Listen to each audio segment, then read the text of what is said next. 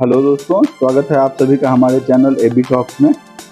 दोस्तों, आज का यह वीडियो आप सभी के लिए बहुत ही प्रेरणादायक और धमाकेदार साबित होने वाला है, क्योंकि आज हम आपके साथ भारत के सबसे खतरनाक सैनिक सैम मानेकशॉ की जीवनी के बारे में बात करने वाले हैं। इसलिए आशा करता हूं कि आप लोग यह वीडियो लास्ट तक जरूर देखिएगा। सैम मानेकशॉ, जिनका पूरा नाम सैम होर्मुसजी प्रेमजी जमशेदजी मानेकशॉ था, अदम्य साहस और युद्ध कौशल के लिए मशहूर, भारतीय सेना के इतिहास में स्वर्णिम दस्तखत करने वाले सबसे ज़्यादा चर्चित और कुशल सैनिक कमांडर, पद्म भूषण पद्म विभूषण सैम मानेकशॉ भारत के पहले फील्ड मार्शल थे। अपने 40 साल के सैनिक जीवन में उन्होंने दूसरे विश्व युद्ध के अलावा चाइना और पाकिस्तान के साथ 3 युद्धों में भी भाग लिया था। किसी भी युद्ध में उन्हें हार का सामना नहीं करना पड़ा। उनके दोस्त उन्हें प्यार से सैम बहादुर कहकर बुलाते थे। सैम मानेकशॉ का जन्म 3 अप्रैल 1914 को अमृतसर में एक पारसी फैमिली में हुआ था।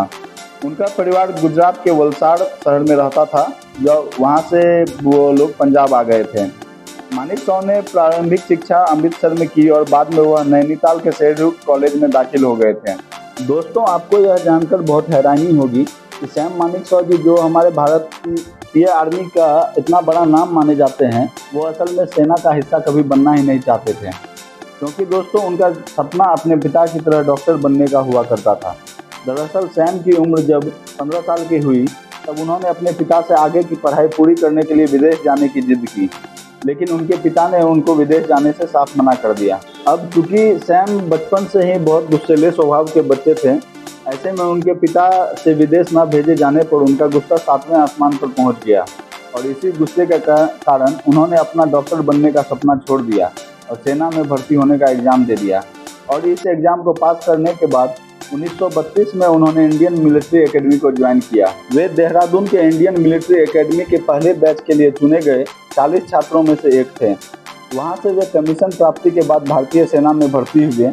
तभी भारतीय सेना ब्रिटिश इंडियन आर्मी के नाम से जानी जाती थी। 1937 में एक सार्वजनिक समारोह के लिए लाहौर गए थे। सैम मानेकशॉ की मुलाकात सिलो बोडे नाम की एक युवती से हुई। 2 साल की यह दोस्ती 22 अप्रैल 1939 को विवाह में बदल गई। इन्फेंट्री डिवीजन में तैनात सैम मानेकशॉ ने पहली बार द्वितीय विश्व युद्ध में जंग का स्वाद चखा। बर्मा अभियान के दौरान सेतांग नदी के तट पर जापानियों से लोहा लेते समय सैम गंभीर रूप से घायल हो गए थे। पेट में कई गोलियां लगने पर उनका बचना लगभग नामुमकिन हो गया था। उन्हें गंभीर अवस्था में रंगून के सैनिक अस्पताल में ले जाया गया। तब एक सर्जन ने उनका ऑपरेशन करने से पहले उनसे पूछा, व्हाट हैपेंड टू यू? तो उन्होंने हंसते हुए कहा, I was kicked bye a bloody मूल। उनकी दिलेरी से प्रभावित होकर सर्जन ने कहा, given your sense of humour it will be worth saving you. उनके अदम्य साहस से प्रभावित वर्मा मोर्चे के commanding officer major general DT. कोवन ने उन्हें जीवन मृत्यु से संघर्ष करते देख अस्पताल के बिस्तर पर ही स्वयं का मिलिट्री क्रॉस प्रदान किया और कहा कि मरने के बाद पदकों का कोई मोल नहीं होता। परंतु मौत को चकमा देकर सैम मानेकशॉ पहले स्टाफ कॉलेज क्वेटा, फिर जनरल स्लिम्स की 14वीं सेना के 12 फ्रंटियर राइफल फोर्स में लेफ्टिनेंट बनकर बर्मा के जंगलों में एक बार फिर जापानियों से 2-2 हाथ करने जा पहुंचे। यहाँ वे भीषण लड़ाई में फिर से बुरी तरह घायल हुए।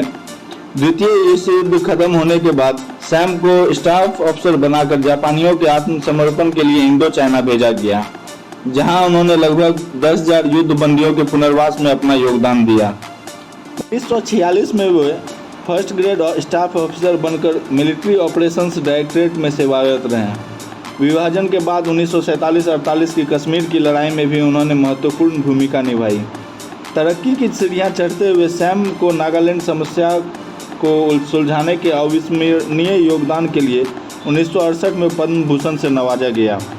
फील्ड मार्शल सैम मानेकशॉ ने भारत के लिए कई महत्वपूर्ण जंगों में निर्णायक भूमिका निभाई थी।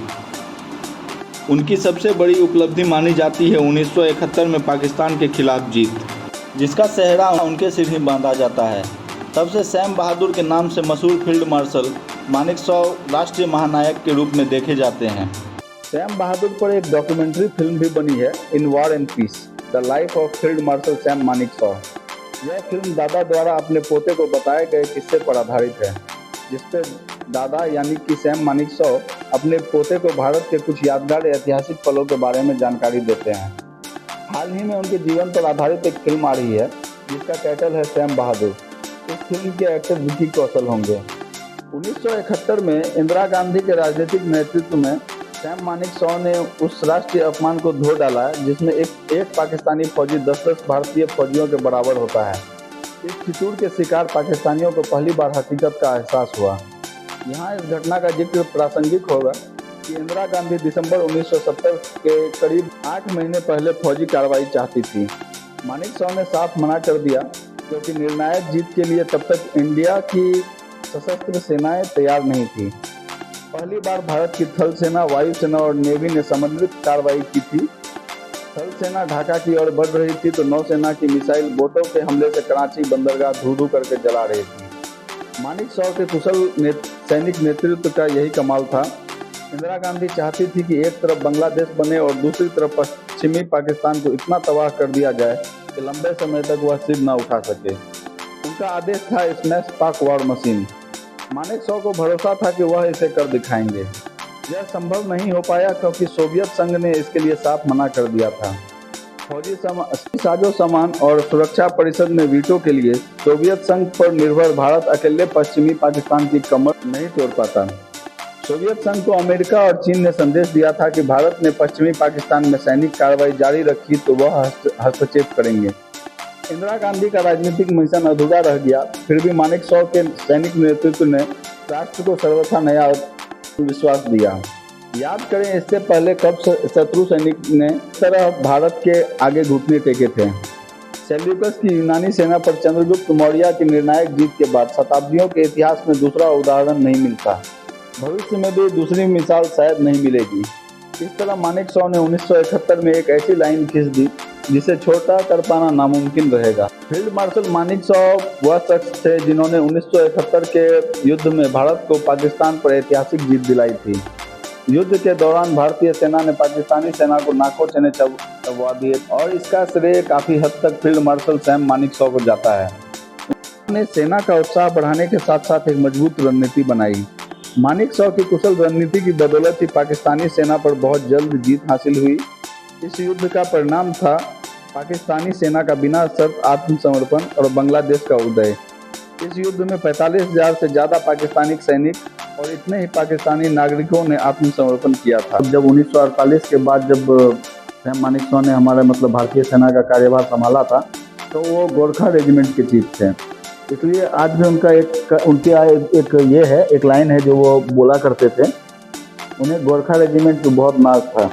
वो ऐसा बोला करते थे, अगर तुमसे कोई भी कहे कि वह कभी नहीं डरता तो या तो वह झूठा है या वह गोरखा है।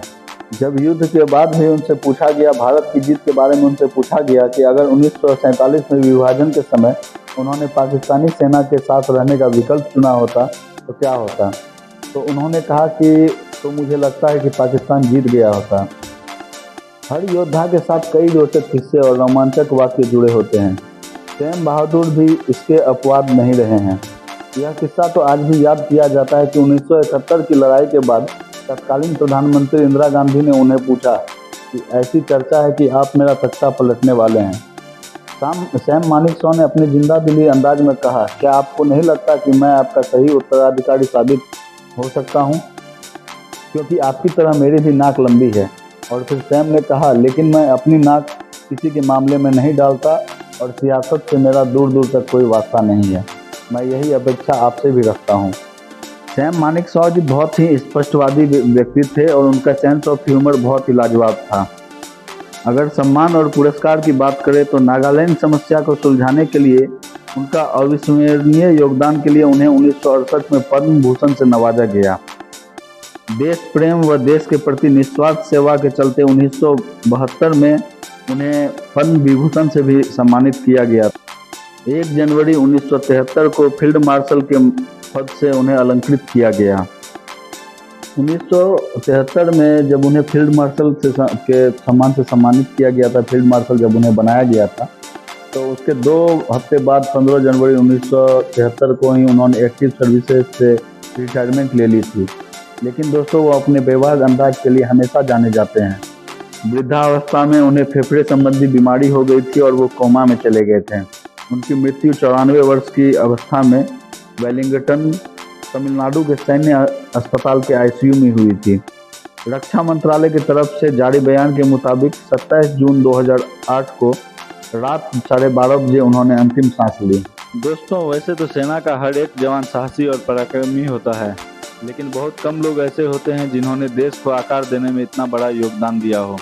ऐसे वीर सपूत कभी भी हमारे बीच से नहीं जाते।